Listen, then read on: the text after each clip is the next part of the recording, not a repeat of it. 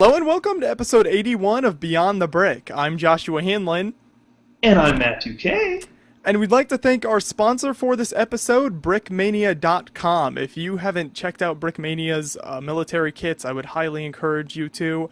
They are some of the highest quality on the market, and they also sell brick arms over there, which are really neat little weapons you can buy, and the stuff they make is very historically accurate and sturdy enough for your kids to play with. You can display it as like a model. Kids can play with it, whatever you want to do with it. I'd really encourage you to check their stuff out. That's at brickmania.com and see all they have to offer, their tanks, airplanes, everything over there. So very neat stuff. And once again, real quick, that's brickmania.com, and we certainly appreciate their support of Beyond the Brick to help us keep the show going here. And our guest this week is John Rudy. You might know him on Flickr as TJJohn12, and he has a very cool blog that I would definitely encourage you to check out. It's called Interpreting the Civil War. It's at civilwarconnect.com.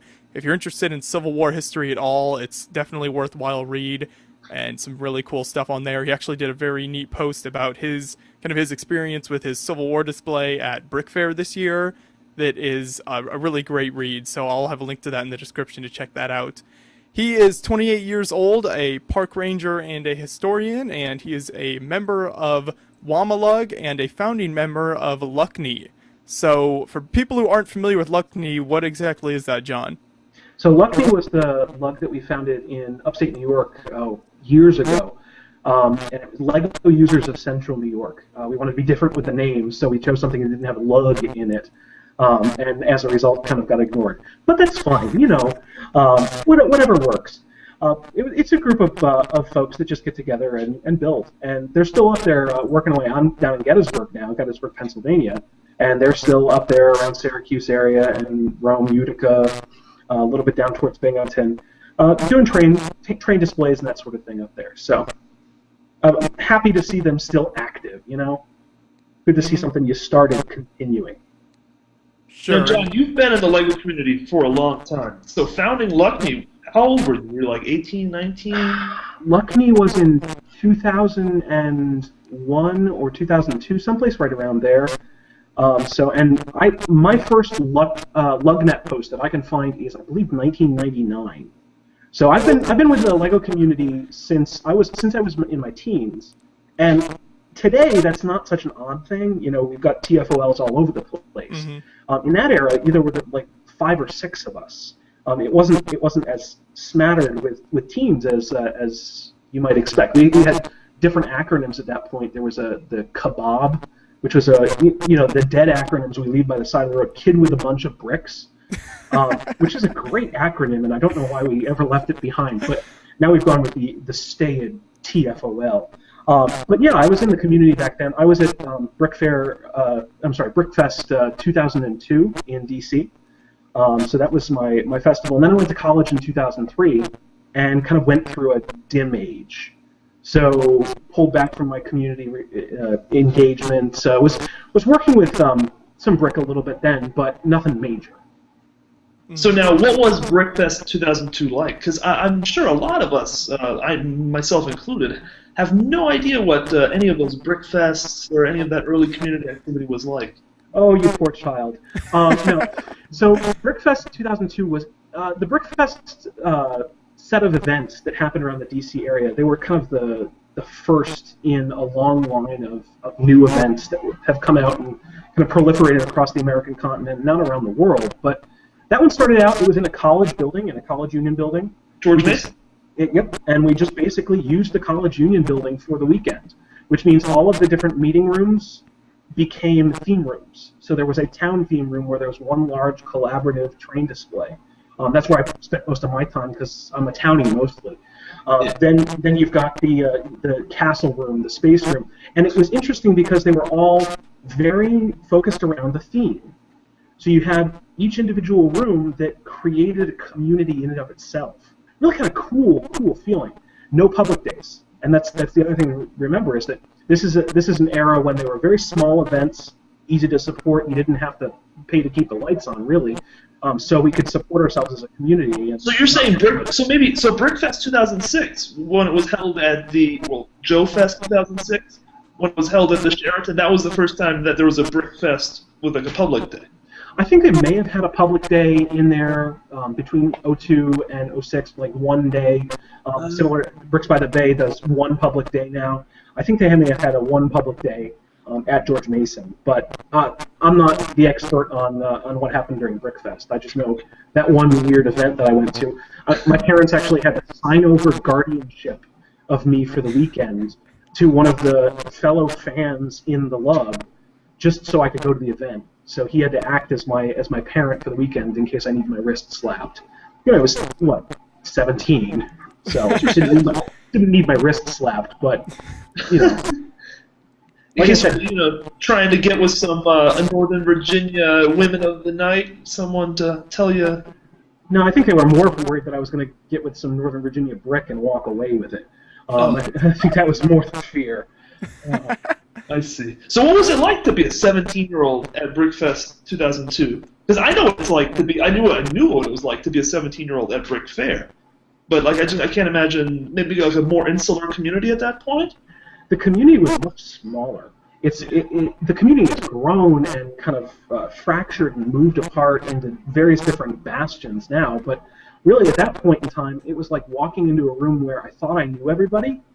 And that could be one of those weird places where you think you know people, but they don't really realize who you are, because you've seen Kevin Locke's name all over the place because he runs Brickshelf, and you upload everything you love to Brickshelf, and then you meet him, and he doesn't know you from Adam. So the first time I met Kevin Locke, that was like trippy, because I just remember Brickshelf just like always being there, and then realizing that there's a person tied to a, it's like whoa. And now I talk to Kevin and to Denise quite often because they're Wamalug members. So Wamalug was kind of the gold standard of lugs. That and NC, or I'm not NC Lug. Sorry, no offense, Matt. But Nilug, Wamalug and Nilug were the two lugs that I looked up to. And so when I finally got down here to the DC area, I was all gung ho to join Wamalug because it's the one I looked up to when I was a kid, literally. But also when I was coming up through the community. Now you came to Gettysburg College, which is how far from DC, Northern Virginia? I can drive an hour and 15 minutes and be at a metro station. So I'm still a ways outside of the city, but I'm real close. I'm not as far as you might expect. And so I'm a member of Wamalug, and I drive about an hour and 20 minutes to a meeting, which isn't that bad. It's certainly the closest lug to me. That's not bad at all. Yeah. So is it so close to DC that I've never been to Gettysburg myself, but I just wonder, is it like almost like a closet suburb, or do people not commute that far? We're just outside of that barrier, which is nice because we still have farm fields, we don't have the pop-up communities, and we still have the Lego sales too. I can still find stuff in Walmarts around here, and I'm the envy of some of my friends in the lab. By Bricklink sellers and overeager fans? Yeah, our density's not that great, so as a result, we still have stuff that lingers on the shelf a little bit longer. Yeah, that's awesome. So now you went to Gettysburg to study Civil War, was Civil War studies, or how does that... I had a history major. This was for my undergrad. I had a history major and a Civil War minor. Okay. So I studied chiefly American history, and that's what my degree is in. But then the Civil War minor means that I took at least 6 courses in the Civil War. And I'm teaching for Civil War era studies now on and off as an adjunct. I'm not doing it this year, but I did it for the past 2 years, which is really cool. So I'm kind of excited about the department, so you have to excuse that. But basically, it's a really cool Civil War classroom because you're right here on the battlefield.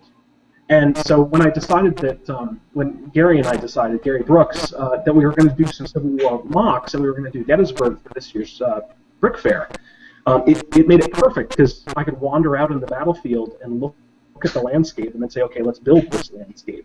Or walk over to a building and say, okay, I'm going to build that building that was here in 1863.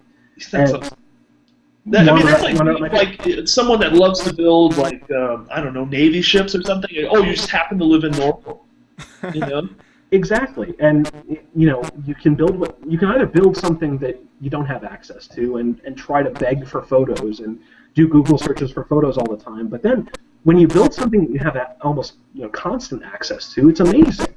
because you can wander up to the building and literally touch it anytime you want to get the details right.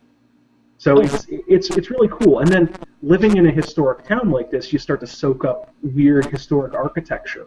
So beyond the real buildings, then you can build fake buildings that look real. And that's always one of the struggles, is building the fake building that looks real. Something that looks like it actually could have existed. Disney World, right? Yeah. Yeah, basically. I'm a Disney fan too, so I follow Walt's laws of selective compression and architectural hallmarks and all that kind of stuff. You know it. Now, you brought Lego to college. I think you touched on that a little bit earlier. But so, what did you just like show up with a suitcase full of bricks, or how did you kind of get your Dark Age to be kind of more of a dim age? So I had one of those like Plano drawer sets that sat and was my bedside stand. So it had some brick in it that I could play around with now and again. And then as my years progressed and my friends started figuring out that I was a Lego fan, I started ending up getting things for Christmas or getting things for birthdays from them. So some of my college friends, it started as a joke because they thought it was hilarious that I played with Lego.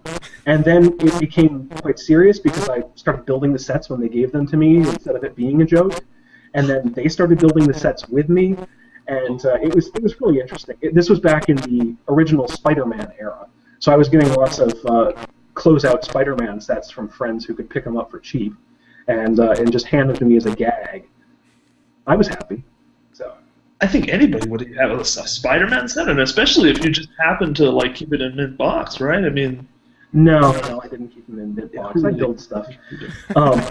One of the things I did bring to college with me was this thing right here, and this is actually the cupola of the seminary building that's in Gettysburg. So I was a Civil War person before I came to Gettysburg, and I was also a Lego person. So I started trying to build historic stuff in Lego, and this is about all I had built of the building back then. So this I probably built this in 2002 with kind of a brick slope roof underneath it that I had at college, and it sat on top of my TV in my freshman dorm room. And so this is one of the older models that I still have built, because this model now is the cupola for my my full Schmucker Hall, the building that's on the seminary campus today. That's awesome. Yeah, and you still bring that to the Brick Fair, right? Yeah, I just brought it to this year's Brick Fair because of our 1863 Gettysburg theme for the collaborative build. Now, you mentioned touring the battlefield with Gary to kind of get inspiration, but how else did you kind of put that whole collaborative display together? Was it discussed at Wamalug meetings, or? A lot of that was actually discussed. We built it through Flickr. So we collaborated on Flickr. We had a list of perspective builds, things we thought, scenes from the battle we thought would be interesting to build. And then some of us just kind of pegged them, and we went, okay, that one's mine, that one's mine, that one's mine. I don't like this one, but I want to tweak it a little bit, so I want to build this instead. Yeah. And we all signed up for the build, and then lo and behold, we had kind of a nice progression across the 3 days of the battle and then some of the aftermath, and we're able to bring it all together. One of the things we did settle on was that we weren't going to go with a standard base plate size. We weren't going to go with standard diorama size. So we were going to vary up whatever you needed to depict the scene, but we were going to go with a solid black border. So almost like a picture frame. Yeah, I did like it because it adds a certain museum quality to it, right? They all become exactly. kind of little displays. Yeah. So when you build something, you put it inside that frame. It becomes a piece of art. It's a little bit more than simply a Lego model. It becomes something to be displayed and then to be observed, kind of like an artifact in a case or exactly, a painting in a frame. And there's something about adding a border to something, kind of like it says, like, this is all you need to see. Because when you have like these displays that have jagged edges, it's like there's more. But I love those borders that you guys did. So I love the jagged edges too. Jagged edges can be used for really powerful moments, especially to show a moment kind of removed from time. If you want to show there's more going on around it. Totally. Yeah, like a cliff or something with everything falling off, and it's just like kind of nothing. Yeah. Exactly. Yeah. There's definitely a place for both of them. I think, like you were saying, you see really good uses of them. I think different builders you do it different ways, and you definitely see the jagged edges can be used really well. But yeah, it's also nice every once in a while to see a frame build just to mix things up a bit. Definitely. Now, I think you showed one of your builds there briefly, John, and we can actually talk about one of your other ones here. I think this is your one of the Evergreen Cemetery builds that you made. Yes. That's the Evergreen Cemetery Gatehouse. Okay. So it's an 1855 building that was built as the main gate of the cemetery. This is the town cemetery that obviously 1855 existed before the battle, before the war. And so here you've got that kind of interesting Italianate architecture. And this one's been through like 4 or 5 different iterations. So I've taken this one to pieces, put it back together, taken it to pieces, put it back together, as I've been refining smaller elements of it. So I'm really happy with where this one is, except for it needs a few arched windows, which are in a bricklink order or on its way to me now. So some really cool revisions that can go on, especially when you're trying to get something specifically just right. You end up tearing a building apart 5 or 6 times, almost down to the basement, just to repair it again, which is fine. And now, was it originally dark red, or did you kind of do a different colorway? This one was originally dark red. So this has always been dark red. Schmucker Hall, the seminary, has always been regular red, bright red. And so I've been using, here I'll peer through the center. I've been using the dark red a lot more, partially because it's been available on the pick-a-brick wall, and partially because it's been available through lug bulk. And so dark red, people look at me strange when I say dark red is scrap brick for me. It's the brick I use for the back end of buildings. And John! I know, because dark red, used to be such a rarer color that you couldn't build in quantity with it. Now I've got so much dark red. But it makes a beautiful brick color. It looks relatively realistic. Imperfections in the molds, right? I mean, like different kind of tones, brick to brick, right? That one bugs me a little bit, but I can get over it. Yeah, I kind of like it. I mean, because it does give that sort of subtle variation that is kind of apparent with normal bricks. So, I don't know. It's kind of a here or there sort of thing. The windows are like the most important part of a building. They can make or break it. They can make it something that you can salivate over for days, or it can turn it into something that just is disgusting. And especially with Lego, because when you put those Lego windows in, it can start to look a little bit weird, a little too European. And you tend to build American buildings, and you build them pretty well. And you do that by using stacked 1x2 transclear plates. And so I'm just wondering, when did you figure out that was going to be like your window technique? When did you have the aha moment? Well, I used to obsess over pictures that I saw online, because I never went to Legoland.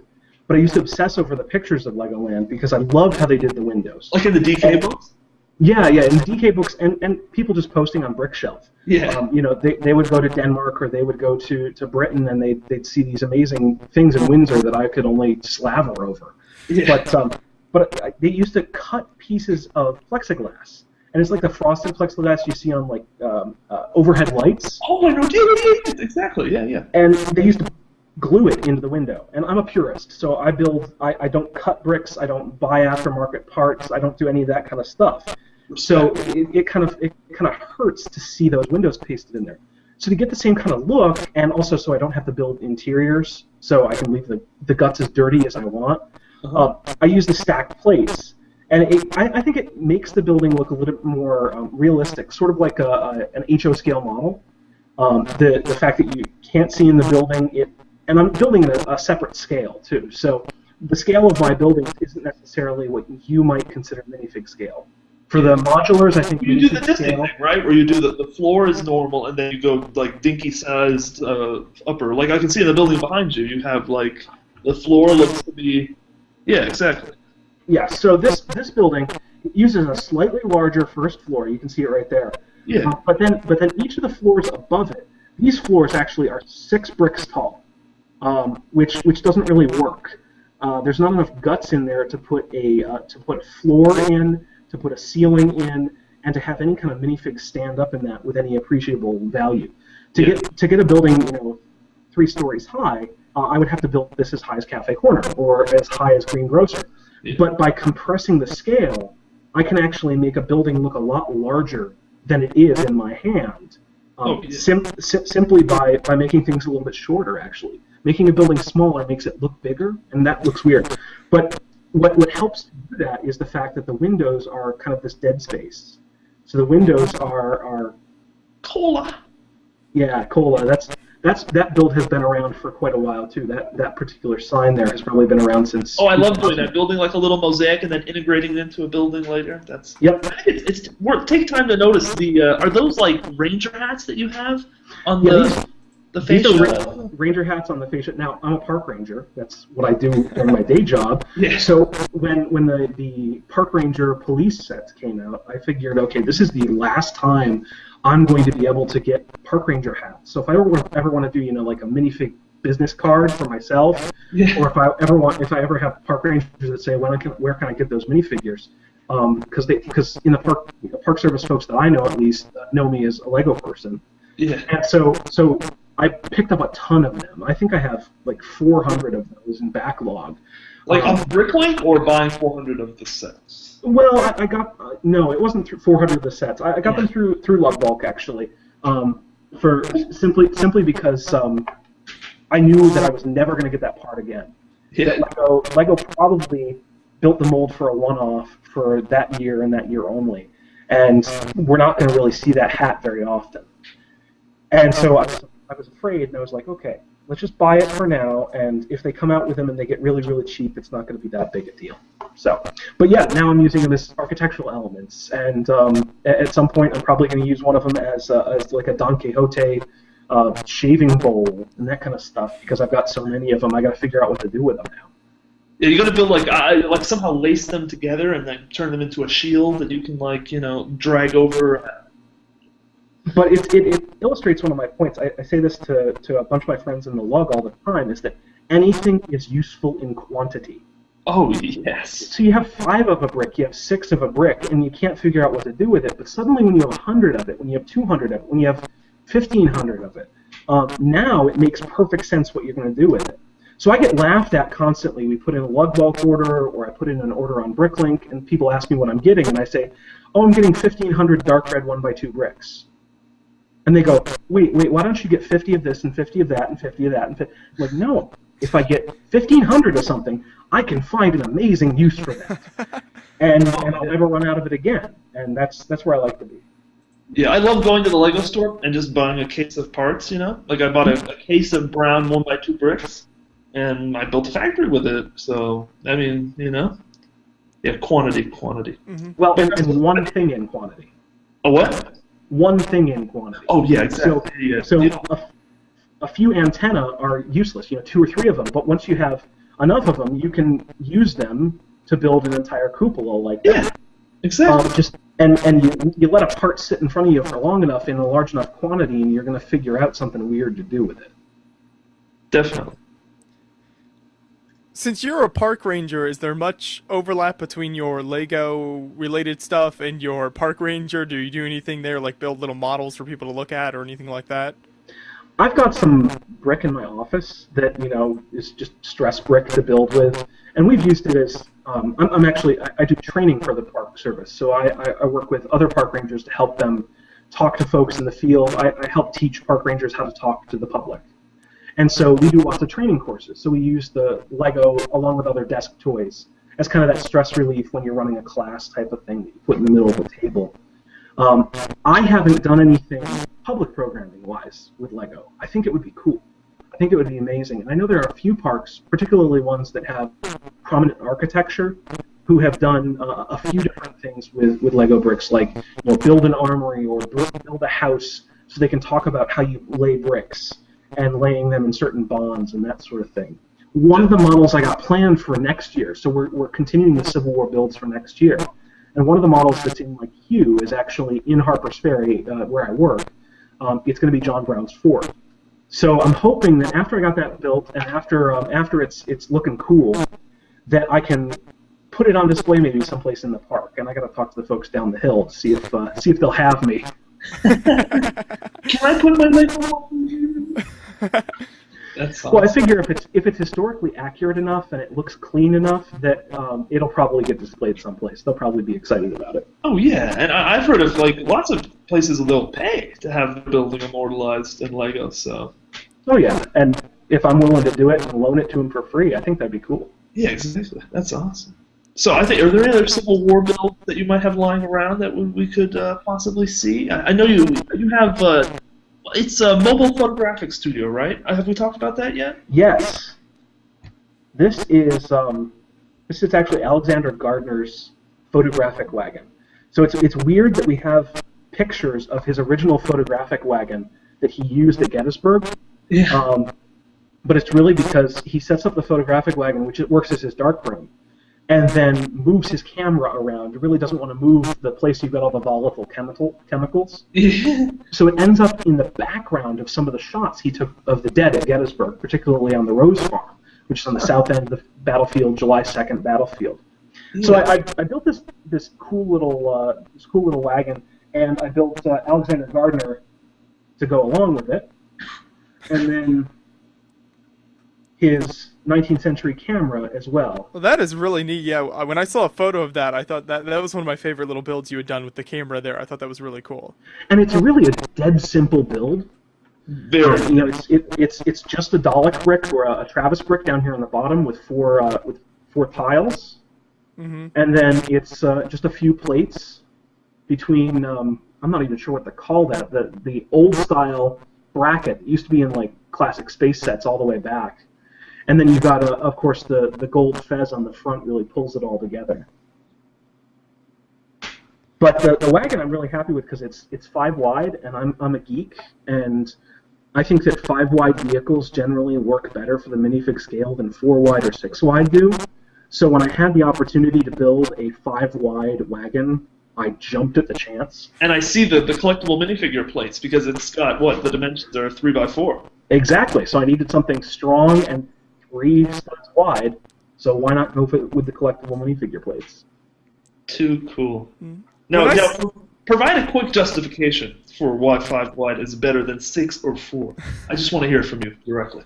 I think it looks better. I think it's the first time I started building in 5 wide, it pops a little bit better, and it works both at the wagon size here. I mean, you've got I'm just thinking right now, like symmetry is a big thing with cars, and when you have a 6 wide or a 4 wide, it's even. But with 5, you get the one brick down the middle, you know. So that's a great symmetrical like kind of access, I guess. It helps with grills and that sort of thing. And frankly, when you go 5 wide, I think it allows you to cut back to 4 wide.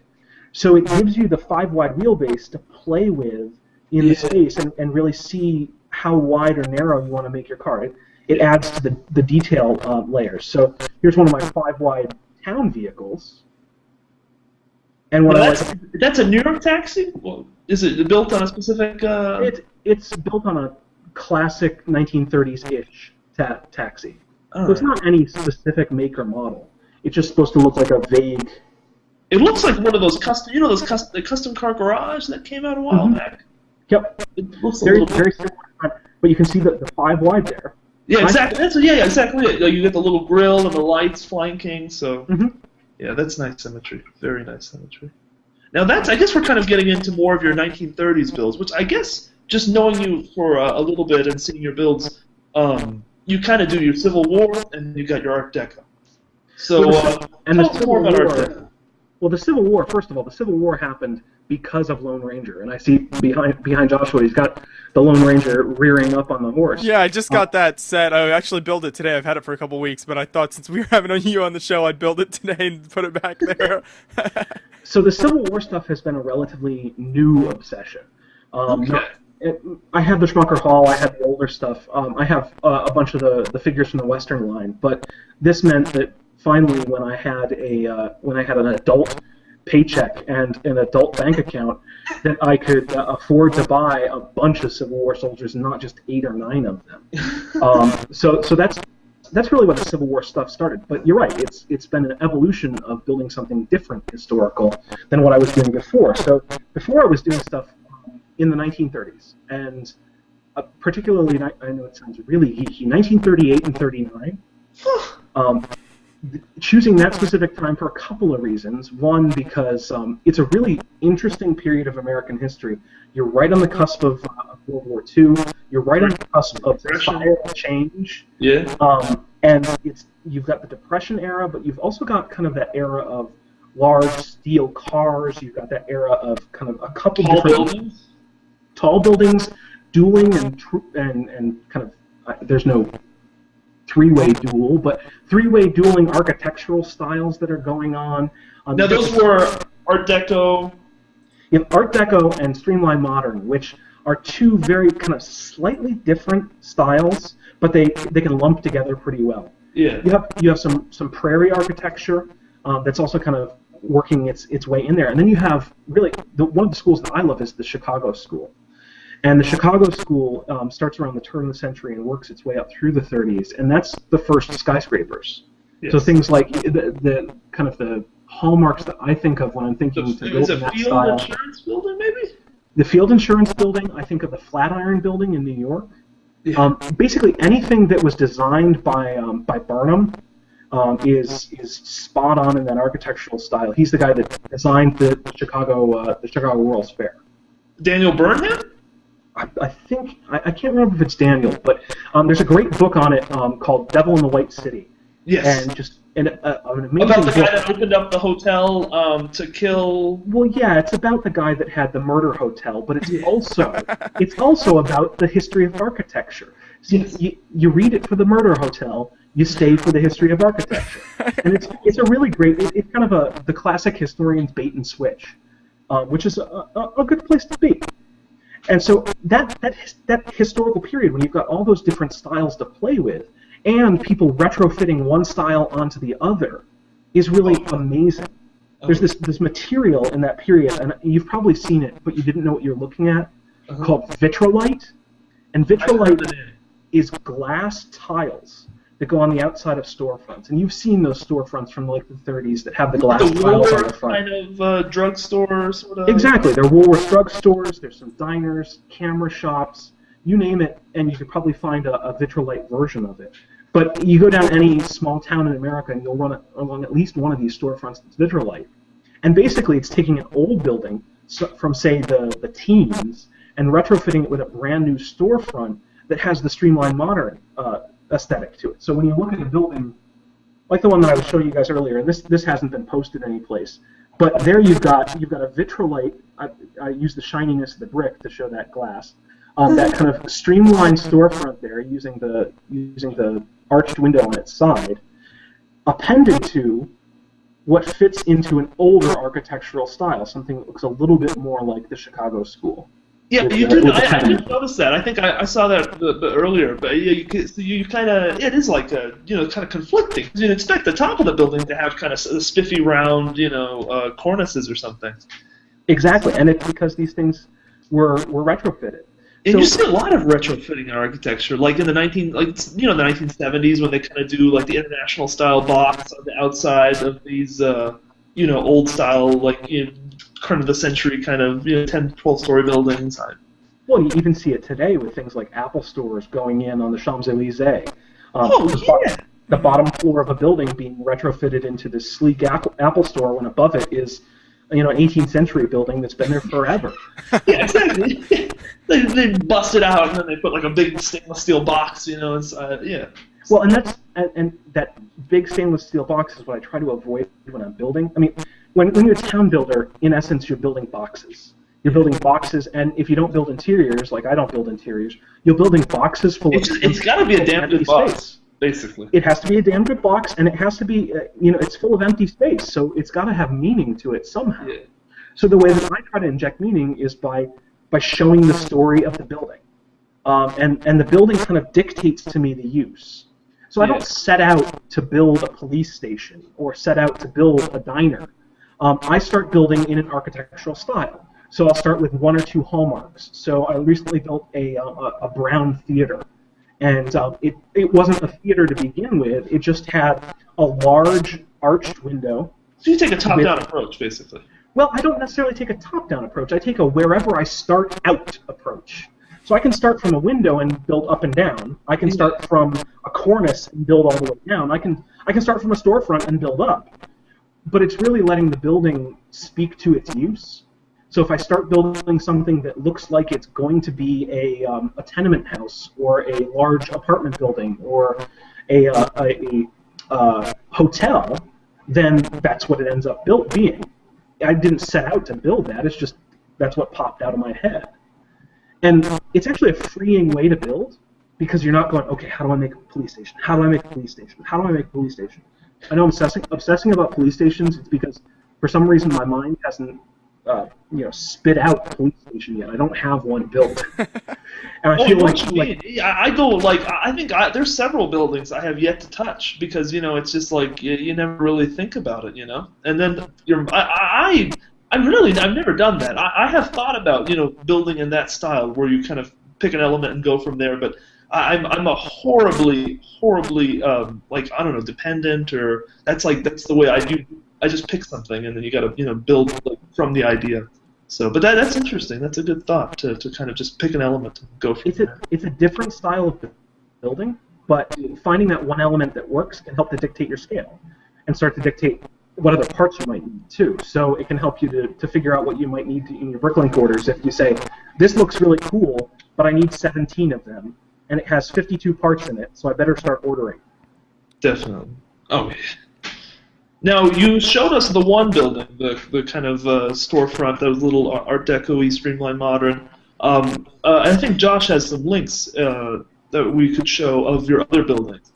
Now, which one would you say is your favorite out of your most recent Art Deco builds? Well, okay, so you usually go with the biggest for the favorite, and I know.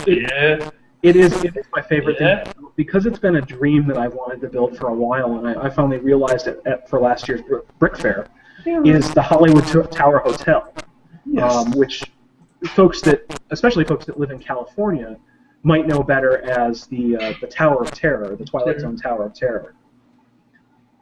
So you can see it there. It's and I'm sure Josh will throw it in the show notes down there as well. Yeah, I think he has it up right now on his. But that building is, again, it's one of those things where one particular element on the building dictated the entire rest of the build, and the element on that dictated the rest of the build. See that arched window in the center of the building? Yeah, it's actually over a fire escape, right next to the sign that says Hollywood Tower. Yeah. That arch dictated the entire rest of the scale of the building. So envision me, late at night building with all these tan 1x2s, because that's all tan 1x2s, and starting from that portion of the building and working outward in all directions, which is extremely precarious. And I dropped the thing 4 times. But working out from there and around and then down to the bottom of the building. So the whole thing was built upside down in essence, from the top down, which is insane, and I realize it's probably the worst way to do workflow, but it's just how my brain works. So if only in real life, right? I know, if only in real life we could anti-gravity. An architect could say, well, I got the roof done, all right? And that's the first part. At least the construction workers will be dry while they're building the rest of the thing. Yeah. Now, so what I chose to do here was I build boxes, and this building has a gaping hole in the side of it in real life, the actual amusement park ride that's in Disney's California Adventure. But I build boxes, and boxes don't have gaping holes in the side. So I built the building before the disaster that starts the entire ride, before lightning strikes the building and those 2 elevator shafts you see running on the front of the building there disappear and become cracked wrecks. Now, I see a trolley in the lower, kind of middle right-hand corner. Is that is it like a Los Angeles, trolley, Pacific? That is the Pacific Electric Railroad trolley. There you go. And and Joshua's got a picture of it there. I've got the version of the model here in my hands too. That is, you probably recognize it as the trolley from Who Framed Roger Rabbit. That's where most people know this kind of iconic trolley from. They ran through Los Angeles in the 1930s. They ran there in the 1920s. This is the main mode of public transportation that runs through LA, and it's just such an iconic build. And again, keeping with my freaky, nerdy I need to build it in weird sizes, that's a 7-wide trolley. Because everybody says, okay, well, 8-wide trains are better, 6-wide trains are better. And I say, well, 7-wide trains are better. Partially because it's how just weird. odd of you, John. I know, how odd. Partially just because it's weird, but also partially because I think that it actually does allow me to do that, like you were saying earlier, Matt. It's the center point. The symmetry. Symmetry becomes a whole heck of a lot easier to center something like the light on the front, to center the catenary poles, Exactly. anything on that trolley really centers up better on a 7-wide. Because suddenly you don't have to use jumpers. It's just you just put it there. You know. Exactly. Yeah. That is really a good point. And if you notice on this one, like Matthew pointed out earlier, he's got the 1x2 windows as in his style, like Exactly. a lot That's of what his I'm other saying. So stuff. you see some stacked 1x2 transclear plates. That's John Rudy. He basically, it's a thing, right?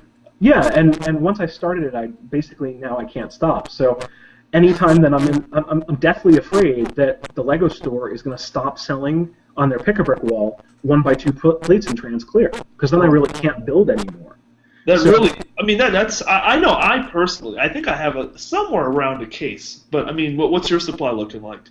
Right now I have a kind of a large parts bin, like you get at Home Depot or Lowe's, full, and then I got a couple cups worth right now. But typically when I'm down there and they've got it on the wall and I'm feeling anxious, I might grab a full cup of it just to make sure. Because I use it. It's like a squirrel stocking up for winter in like a big kind of way. Exactly. No. Now I've also stacked the plates in a cup and spent hours there trying to get as many in as possible too, and that's. Now I've looked at those, and this is another thing. You're pretty good with pick-a-brick, right? Like that's a big thing for you, right? Most of my Lego budget goes to pick-a-brick. When I'm down for a club meeting, I'll go to one of the local Lego stores down there and grab a couple cups, and that's really my Lego budget right now. I buy sets on clearance and that sort of thing, but I get more bang for my buck by buying just raw brick and raw brick in quantity. So I can sit there and fill 1x2 bricks into a pick-a-brick cup over and over and over again in long columns for an hour or two. To make sure that I can get enough bricks to build. I mean, if you have some friends, it's a nice way to kind of kill some time, you know?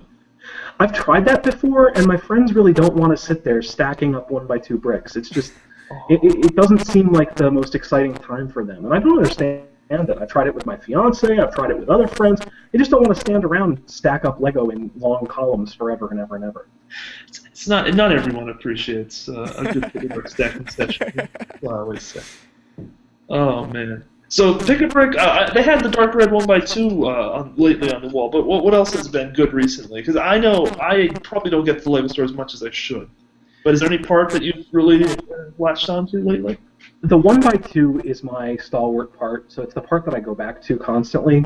Other people swear by the 2x4, other people swear by the 1x4 brick, and some people go, well, why do you buy all of one kind? And I go back to 1x2s simply because you can go even, you can go odd. All it takes is turning a brick sideways, and suddenly you're now at an odd width instead of an even width. Exactly. And you get a brick stack. You get an alternating stack constantly that you can be assured of when you reach into that bin and pull out the part. So if I'm going to the pick-a-brick wall, I'm typically getting 1x2 bricks. But every so often I'll get a bunch of this or a bunch of that for an architectural element. I've been picking up lately. They've had the 1x2 plate with the 2x2 bracket on the front in white. That's been on the wall recently, and those have been starting to go into builds. And then back a long time ago, they used to have headlight bricks on the wall, and I used to soak those up like water. Because I haven't seen those in so long. That's the thing. And I've heard. I heard a rumor a while back that they were going to phase it out because they have the new 1x1 with the stud on one side. But I guess it still appears in sets, but I just haven't seen it on the pick-a-brick wall in the longest time, and not in any good colors at least. I think that there would be a revolt in Denmark by the Lego designers if they phased that part out, because it is so amazingly weird and useful. It's one of my favorite parts. Oh, the geometry of it is just brilliant. The fact that it's a flush, sticking it like that, and you can go on a long time about how awesome the headlight brick is. Yep. The best detail has to be the fact that it can make a 2x2x2 cube. So it can make a full square cube. And then you can stick the cubes together and make like a mosaic, you know? Exactly. Totally. That's interesting that you say that that's one of your favorite parts. Since you've been in the community for so long, kind of in depth, going to the conventions and stuff, was there ever a time when Lego released a set that was like you saw a certain part and was like, wow, that's really amazing, impressive. I definitely need that part. Ready for this? Orange. Just as a color. As a color. Okay. I freaked out when they came out with orange. I freaked out because it meant that I can build an A&W root beer. I was so excited about building a drive-in A&W root beer stand. And so there was a special sale on Black Friday. I made my mom take me out to the store on Black Friday to get the specific bucket that had the most orange in it that was like $5. Special on sale, and we had to go to 3 or 4 Walmarts to find the thing, and I got 2 or 3. I was going to get 2 of them, and my mom said, here's another $15, buy 2 more, because I'm not going to hunt all over the city only for you to buy 2 of them. And I was so excited by orange. Now, I can walk down to the pick-a-brick wall now and just take a scoop and scoop out as many 1x1 orange round plates as I want, and put them in a cup. But back then, it was this brand new amazing color that was only available in the Star Wars series when it first came out in the Snowspeeder. It was a very rare color. And no, this is a new question. It freaked me out. This is a total new question. When did orange come out? I don't know. I'm sure that we could look it up really easily, but 99, 01? Actually, I could probably figure that out for you relatively quickly because the A&W root beer I built with that orange is still on Brickshelf, which is always one of those embarrassing things. I was talking with my friend Jaron about that last week, about how when you go back through your back catalog of if you've been in the AFL community, and you've been posting stuff that long, you're going to have some embarrassing stuff up there if you don't clean it. Yeah. So, although I've also got some stuff that I look back at and go, I wish I knew exactly where that brick was. So I have my adult collection, this is what I build with now, but then I have in my storage unit my childhood collection. And that collection is almost a old dark and light gray pure zone. And then my adult collection is almost an all new gray pure zone. So I try not to mix them very much, but someplace in that childhood collection I have tons of 2x2 and 2x4 sand red bricks that I bought when they were available through Lego Direct. In the polybags? No, they're not in the polybags. I mean, they're not in the polybags, but you know what I mean. Like sold them, and they sold like you. Yeah. They sold them by the hundreds. Now, this is something that you told. We talked at Brick Fair about Lego Direct, and you mentioned so Lego Direct was kind of like, I don't know, maybe the Lego companies like trying to kind of get into the fan community or serve more diehard Lego users. Now you mentioned that the first basically the person who Kevin Hinkle is the current community relations position, but now that position was spawned out of Lego Direct. Right. So that position was spawned out of Lego Direct, and if I have my order correct, and don't quote me on this, but if I have my order correct, it was Brad Justice and then Jake McKee were the first two. It was like the position was something like vice president in charge of Lego Direct, and that's where we got sets like we got those poly bags full of sand red bricks, which today, God, if we could buy those, it would be amazing. But we got things like that. But then that was also the birth of the My Own Train line. Some of those first exclusive sets that were starting. Santa Fe, go down the line. The what's the Brickmania? Daniel Siskind. Yep, Dan Siskind. Blacksmith Shop. Yep, back when he was operating as Black and Brick. We were getting all these interesting exclusives to the fan community. Something that no other toy company really would have envisioned is, speaking to their fans and catering to fans too, and catering to adult fans for a toy company. But now it's also important to remember now this Brad Justice and Jake McKee, this was like pre-Lego's kind of dive into near bankruptcy, right? I think it was someplace within that time period. So I remember seeing one of them. I can't remember which one at Brickfest in 2002. Came and spoke to us, unveiled a set. but this was back, yeah, this was back before, even before Santa Fe. This was before, this was back with the My Own Train line, Yeah. the log car, the small caboose, the red caboose set, Yeah. all of those kind of older train stuff that was really the first foray into catering to the community. That's kind of hard to believe. The history of the LEGO fan community is really weird and wild and intriguing.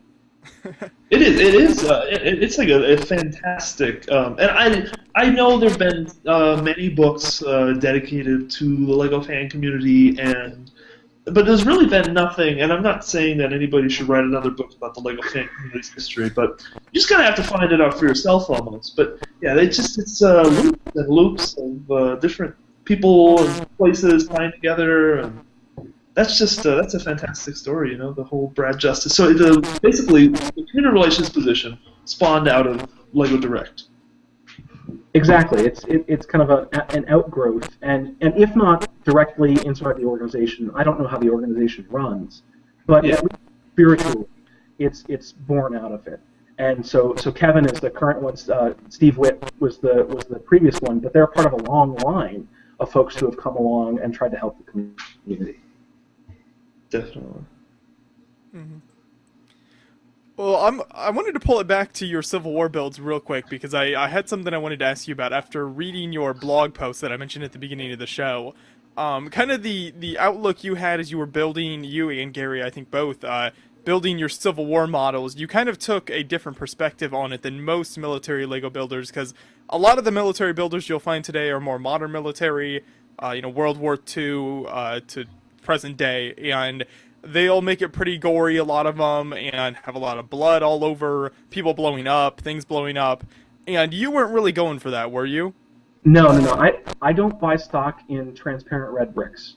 I mean, that's what it comes down to. And when we wander around, especially last year when we were wandering around during the Adult Swim, which is one of those amazing things that happens at Brick Fair, is we get to, the adults, at least those of us over 21, get to bring some beer in and wander around and have some alcoholic beverages while we're chatting about the brick, which is always kind of fun and exciting. And we can get relatively belligerent because you get a couple beers in you and you talk about LEGO and people get angry. But we would wander around the displays and we would look at all this transparent red and say, to some extent, it might be trivializing the fact that these were men that died. War is a real thing. It's not Space Marines. It's not Star Wars. This is something real. World War II, there actually was a fight on the beaches of Normandy. There were actually men that died there.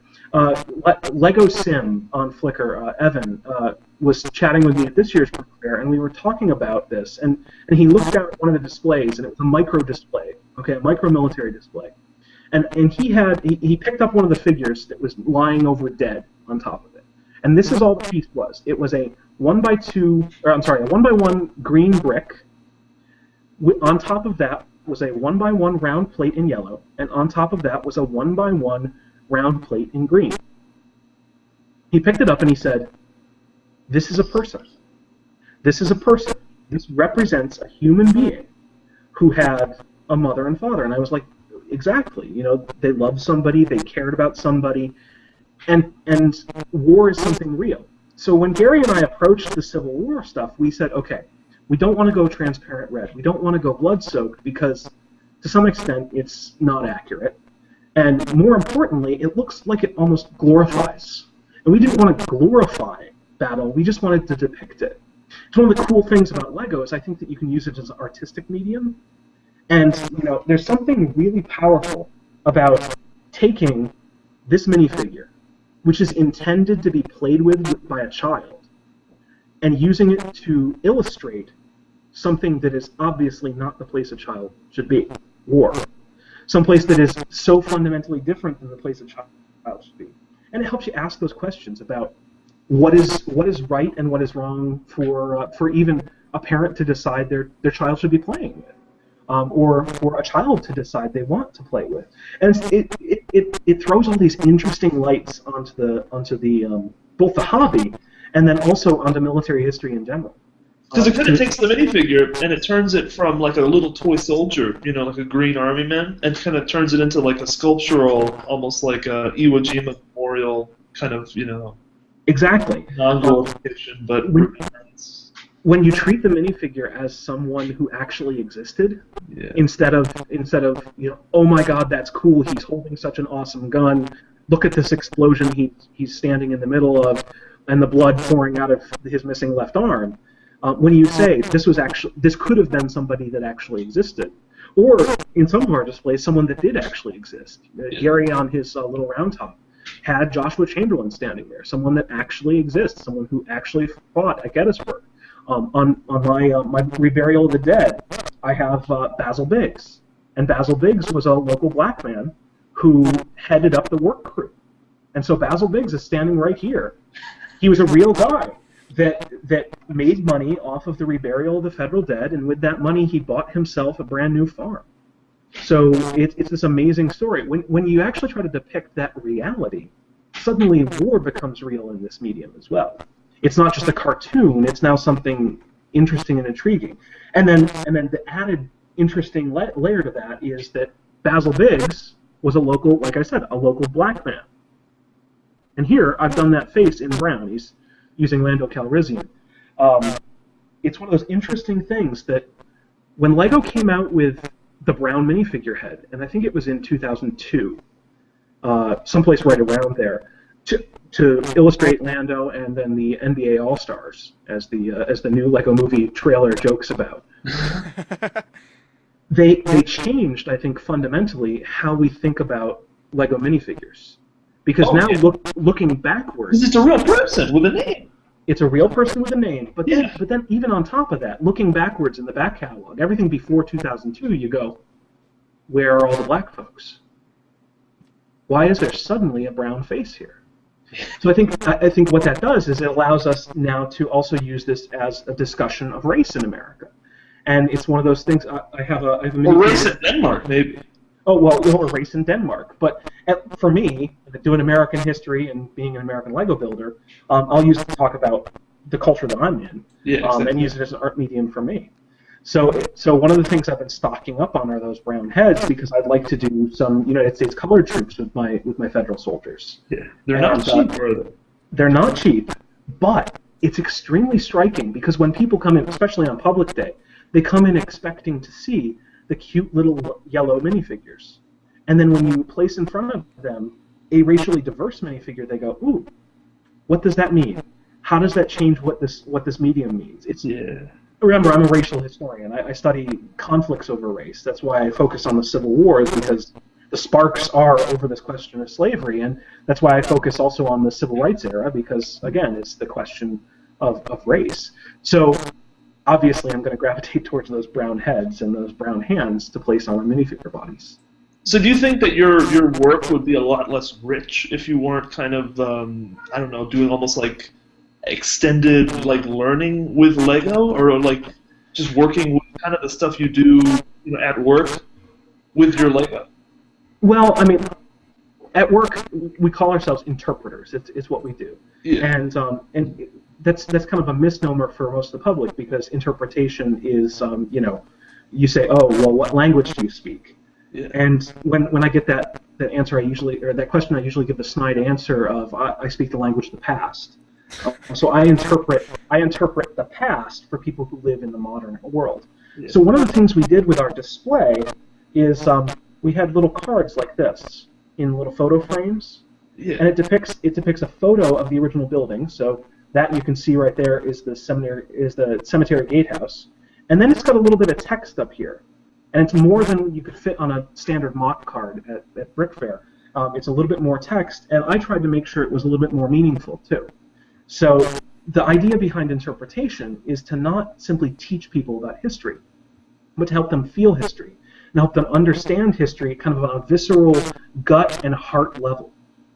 And so it's more about helping someone care about something than it is helping them to understand it completely. Yeah. This is a cool medium to talk about understanding and feeling something. So when I look at Lego, I have a childhood connection to it.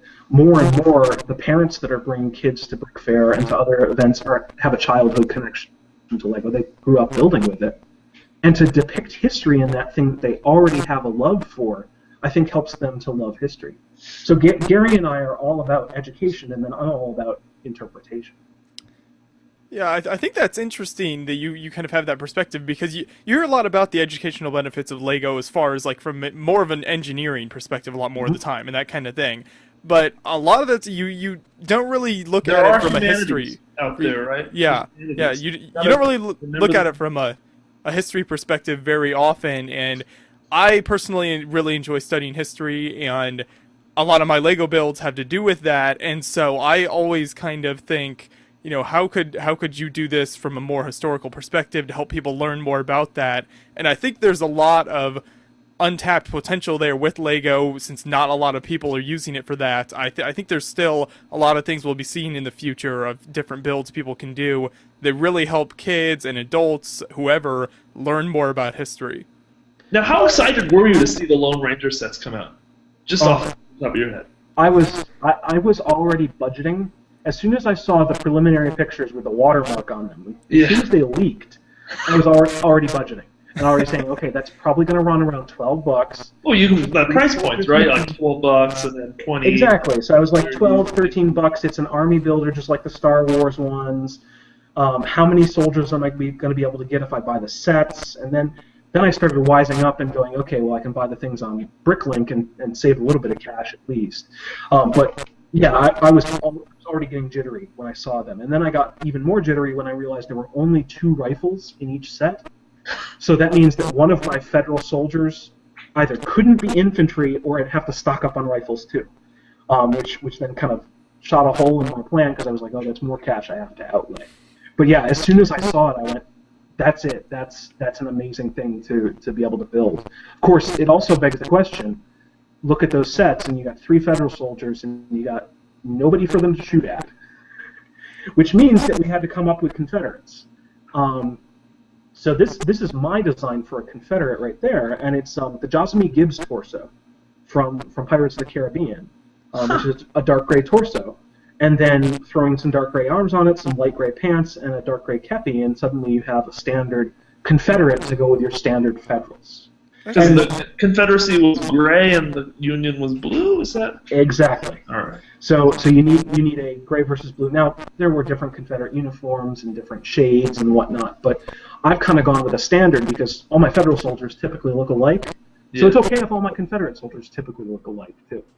It is a toy, after all, and it's a toy medium. Yeah. Yeah, I was gonna ask you when I saw your Civil War builds, because I haven't messed with it too much, but I've considered doing Civil War builds in the past, and now that these Lone Ranger sets came out, I'll probably do some. And that's always kind of because I've got some of the old Western cavalry troops, and the Confederates are always the kind of thing that kind of held me back from doing it. Is, you know, you have to either customize something or buy a bunch of expensive parts to make someone look decent. So how much did the torso you ended up using cost? I think all told, that figure costs just about, maybe a little bit more expensive, but just about as much as one of my Federal soldiers does if I buy the parts through Bricklink. So I think my Federal soldiers cost like probably $3, $3.25 a piece. That's after I've outfitted them with yellow hands and a yellow head, because again, I'm a purist, so I'm going all yellow. And then for the Confederate, of course, I got to cob him together from a few more pieces, but he runs just about the same expense, so it's not that bad. It's just you've got to commit to it. So I only have like 12, 15 Confederates so far. I've got torso makings for another few, but definitely a little bit tougher to find the parts, and that's always the struggle, is finding one Bricklink store that has everything you need, which would be God's quantity. Quantity is key. Yes. Well, that is really interesting. I appreciate you showing all that stuff to us, and I think you definitely brought a different perspective to a lot of these topics than we usually get, and so I've really enjoyed it, and I appreciate you coming on the show. It was great talking with you. Oh, great talking with you guys too. And one last question. One last question, Matthew. Go ahead. All right. Your buddy icon, your little like on Flickr, Yes. and I can see it right there too. What is it? I heard something about a Lego video game, but set a story Okay. straight. Don't tell anybody, but I stole that picture. That is a screenshot from the credit sequence of the original Lego Island video game. And in the credit sequence, they had all this fake art that was done in Lego style. So that obviously is Rene Magritte style art, and I call it. It doesn't have an official name as far as I know, but the original picture is with the apple in front of the face, and it's a son of man. I call that son of brick. So it's actually a screenshot from the game, which is really kind of cool. And I've been using that forever. I tend to choose one buddy icon and use it for my entire life. I've been Ben Franklin on Facebook since I started using Facebook, and in the LEGO community, I've been using this since I started in the LEGO community. That's awesome. So don't tell anybody at LEGO, though. No one watches this show at Lego, so we're okay. I'm sure. I don't know. You never know. Kevin seems to catch our episodes sometimes, so we'll have to see if he watches this one. Kevin did change your name, after all. Yes, he did. That is true. So we'll have to see. I wanted to officially note it, too, by the way, before I go, that I missed the theme music. Yes. I missed the theme music. So I'm sure there are others out there that are crying out to hear the theme music again. So at some point, you guys got to play that music back in here. We'll see That what is we do. something I've considered. Yeah, it's harder using the Hangouts now, but I will have to. I need to look into a way of doing that and see what we could do. Sorry, I had to give it to you for that. No, that's fine. It's okay. It's okay. So Thank you, John. We appreciate it. It was great being on, and you guys keep up the good work. yeah, we definitely plan to. So yeah, it was great having you on. I really enjoyed talking with you. Awesome stuff. So where will people be able to find you at other conventions in the future here? Any other shows you're doing? I pretty much stick to Brick Fair, Virginia. That's my convention. That's really I don't have all that much vacation time to take.